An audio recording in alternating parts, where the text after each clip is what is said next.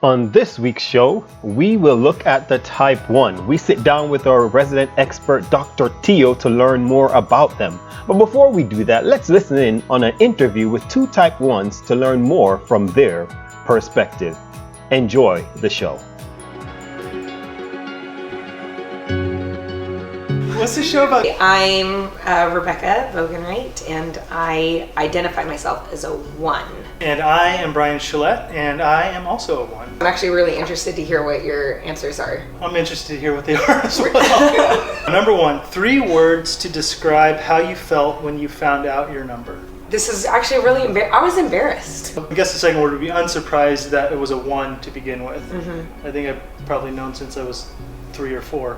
Just didn't know what a 1 was. I guess despair or discouragement, like, oh yeah, I'm a 1. I've always been a 1, I'm still a 1, always going to be a 1. I guess wrapped up in the 1 is a little bit of this idea of if there's brokenness in that, and I've been working all my life to fix that brokenness, but I'm still that broken 1, then it's kind of, that's what I've been, that's what I'm going to be. But I think some of the power of the tool is then you start going into that and figuring out, hey, there's good in that.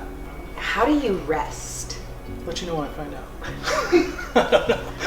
I enjoy going to the movies. I do. I think it's an escape from kind of the mental, kind of the mind spinning and going and planning and thinking and working kind of all the time. Mm-hmm. Spending time with my wife and my kids when we don't have a million things going. Yeah. How about for you? How do you rest? I feel rested if I can. It has to be a getting away. Doing chores actually makes me feel very fulfilled, but it's not restful because it's a box that I can check off of my list. So then resting, I think, looks like I actually have to remove myself from that situation. I don't know who doesn't love going to a spa and getting a massage, but I could pass on that, but I understand. I couldn't identify this beforehand, but I feel guilty all the time. And it's I should have, I could have, if I'm doing this, that means I'm not doing this. If your number personality could be personified in an animal, which animal? I got the benefit of hearing the question earlier. Oh, you did? Did you think about it? I did think about it. I was like, because for the longest time, I have no idea what animal. So good, so funny. Well, we're trying to get the right answer. What's the right animal? Do other people answer this question easier? I think of a bird. I was thinking of a bird, like, my first thought was like an owl or an eagle. Like, a characteristic that can come with the 1 is like this ability to see things that other people can't see. What's been the most encouraging thing to learn about yourself in your primary style? I would say you use the word reformer, getting away from kind of the perfectionist idea and more towards the idea of being a reformer. What that does is it creates room for patience. I would agree, for sure. I think when I'd first gotten my score, the label for the 1 was the good person. Does that mean that I am good, or I'm trying to be good, or I'm constantly good, but I'm not actually there? So when I heard the term the reformer, that settled so much for me in seeing the positive aspects of my personality type. So how can other numbers love you best? Continually reminding me to receive grace. And that there is grace for me from others, from Jesus, and that everybody else's expectations of me is not the same as my expectations of myself.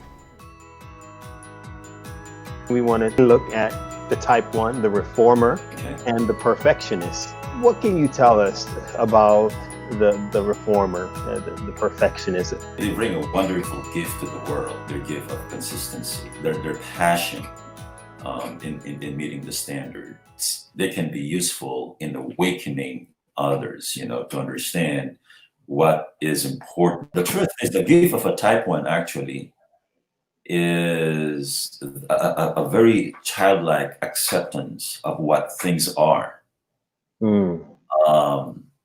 Because a Type 1, after finding meaning of life in terms of meeting standards, and then when they realize that this is not actually it, then they go full circle.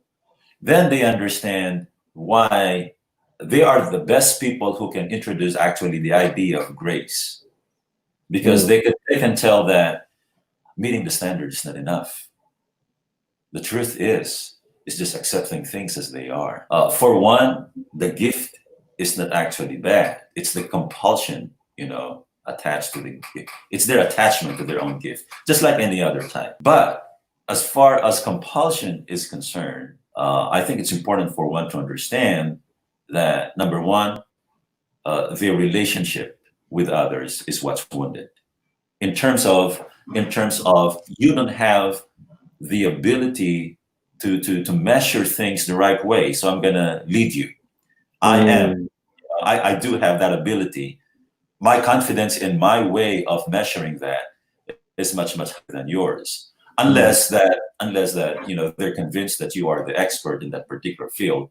If you have the credential, they don't have problem with that. But if even those who have credentials, they feel like, okay, something is not actually matching with this. So they have this great sense of ability to measure things compared to others. That's why they are also the number one critic of themselves. You cannot beat a one in critiquing or criticizing oneself. They're already there before you actually say, okay, I saw your grammar, I saw your word. Before you give that, they're already there. And in their mind, they already corrected themselves to protect themselves from being criticized by others. So sometimes it seems like they can accept criticism because they already process things in their head. But if they haven't processed things in their head, and if they are not that, ready to be humble enough to actually hear from others, it's a painful process because it will be interpreted as I'm being condemned, I'm being judged, I'm being attacked. That's a tough message to hear. Yeah. Brene Brown, for example, she's a type 1. Her struggle is how to actually accept the flaws in her life. And she's conducting a shame study.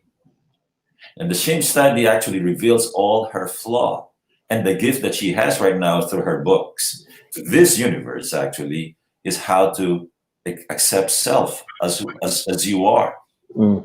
That's because she's been doing a lot of things to just meet the standards. And for some reason, she discovered that it's just hiding something. I'm thinking of also, as you were describing that, I'm thinking of actually Martin Luther. He sounds, I mean, even when I remember watching a documentary on his life and even the struggle that he had and his breakthrough, like, man, I can't do this. This is too much. It is, I can see, as you're mentioning, this struggle of knowing how impossible it is. Yes. All of us have our own, attachment, but their attachments, they are not afraid actually to meet in their own mind. The only thing that might be the only way to address a particular problem is this. So let me do it. They are called pioneers, and in that journey, people would follow. They could attract Gandhi, for example. They could really attract people to follow. But if they realize that, okay, this is not it, they have, a healthy one, have this wonderful gift of saying, okay, we try this and it's not it. Maybe it's this one, and they're not afraid to go to different directions. So understanding this beautiful gift, the gift that they have to be a pioneer, the gift that they have to really be a light in society. What's the impetus behind their wound? What happened? The lens that a type 1 utilize is this: how can you actually protect yourself from being condemned? A type 1, their woundedness is they don't want to be condemned. They don't want to be judged. So one way to that alone speaks a lot about their relationship with others. That others are there to get them, to judge them. Okay, so it's a busy life of protecting themselves from being condemned by meeting the standards. If I only meet the standards, then even if you judge me, I'm safe. But the challenge is their relationship with self is their confidence in examining if they're meeting the standards. They don't let others actually measure that. The real judge is themselves. Okay? So as long as they're confident that they're doing the right thing, that they're meeting the standards, they feel that that relationship with self is enough to protect themselves from others, because the truth is they trust themselves more than others in terms of measuring who they are. Now, we have this, we use our head, our eye, set of eyes, to process information of knowing who people are and knowing who we are. Our heart does the same thing. Our gut or hands, they do the same thing. With one, what is wounded is not it's not what's in the heart or hand. It's actually the hands is their strength, and they can accomplish things. It's actually what they process here in the head. It is. You see the in the equation, they are quite protective of their own integrity. That means that's where the woundedness is. Whatever you protect is actually that's the core of the woundedness. They actually, just like a 2 and a 6, they have actually this wounded sense of who they are in terms of their own worth and integrity. So a 1 cope by, maybe if I can stick to the standards, that would be a good source of information to defeat this nagging thought that I'm not enough. There's always a nagging thought for every type anyway. There's a nagging thought that I'm not enough. But for a 1, the way they would cope that is, unlike a 2 would get information from others. I'm not enough, but if you say I'm enough, then maybe I am enough. That's for the 2. But for a 1 doesn't do that, because they don't trust you. When you say, but you're good, unless it's backed up with, but you're good because you're meeting the standards, then they will believe you. So it's coming inside first, what I need to accomplish, so that when I come out there, I will be viewed as someone who is meeting the standards, and therefore there will be less condemnation. So then, I mean, the typical feeling, just based on what I'm hearing from you, it sounds that 1 can have quite a bit on their plate.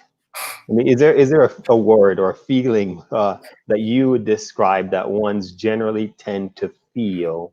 I know they're in the anger triad, but because they are doing so much, or they feel like they have to keep the world together. The problem with type 1 is, before they listen to their own feeling, they go to their head and process what is the right way of feeling things. But that defeats the purpose. I mean, feeling is organic. The one of the tendencies of a type 1 is what we call in psychology reaction formation. Okay, so for example, you're grieving. What would be the right way to grieve? Maybe if the idea came, if people will see me that I'm strong, maybe that's the right way of grieving. Then that's another pioneering way of experiencing this kind of grief. So the more they feel like, oh, you're strong, you're not even crying, I say, okay, I'm doing the right thing. But that is already a reaction that you already formed in your mind. So instead of allowing yourselves to be raw and organically experiencing the grief, you don't go there. You keep what you have set in your mind as a reaction for specific kind of experience. So that is that's when the distance widens, between your head and the heart, because your head tells you how to behave on a particular, or display a particular emotions that is quite necessary for a particular event, and yet that is not actually very organic. Let me give you another example. You say we covered 8, 9, and 1. Yep. As far as these 3 are also called the anger triad. 1, they internalize the anger. They don't externalize it, and it becomes resentment, because they don't want to be actually especially if they see an 8, that's not the way to behave as a Christian. Mm-hmm. Especially if they have this theology that says being angry is not a good example of being a Christian. So they form action in their mind if they are taken advantage of, and that injustice, for example, how would they behave? If they are offended by a brother or a sister, how would they behave? Christ's way. So they already formed the reaction here. But what happens to the anger? It's being internalized, and it's there. It doesn't go away. Mm. Okay, so that anger turns into resentment. Wow. So Yeah. that's a struggle for one. So then, this is the final thing. If you're in a relationship with a 1, how do you best relate with them? Well, ones are enjoyable. You just enjoy them because they're focused. They're very good in teaching. They're very good in pioneering. If you can support what they do and make room for them, you will actually feel the kind of energy that they have. Now, maybe in a relationship, what you may want to actually consider, because that's easy when there's no conflict. But what happens when there's conflict? I think it's very important to invite 1 to come down from head to heart and allow them, help them to experience the freedom of being wrong without being afraid that what if it's wrong to feel this way? Or what is wrong to behave this way out because of my feeling? Is to give them that sense of security, but that's fine, that's okay. We are human beings here. You can experience that because that's also the pathway where they can deliver the gift that they have as a 1. Awesome. We thank you for this, and we just look forward to our next triad. When we look at the 2, the 3, and the 4, and we'll be in touch. Thank you. Sure, you're welcome. Now here are 10 paths to transformation for 1s from the book, The Road Back to You. Number 1, to awaken self-compassion. Try to capture in a journal the things your inner critic says to you and then read them aloud. 2, when your inner critic activates, smile and tell it you hear it, but you're taking a new path to self-acceptance in life. 3, resist the urge to give others to-do lists or to redo their task if you think they haven't met your standards. Instead, catch them doing things right and affirm them. 4, when you're ready to dive in to correct an injustice or right or wrong, first ask yourself whether the passion you feel is really misplaced anger about something else. 5, let your 7 and 9 friends help you learn how to relax and have fun. The work will still be there tomorrow. 6, if you find yourself procrastinating, think about the reason why. 7, pick up a hobby you enjoy, but you're not especially good at doing, and just do it for the love of it. 8, forgive yourself and others for mistakes. Everyone makes them. 9, see whether you can catch yourself measuring yourself against others to see who does a better job, works harder, or meets your definition of success. Finally, 10, be aware of how you receive criticism from others and try to accept it without being defensive. I pray that you find these tips helpful on the journey in unraveling you.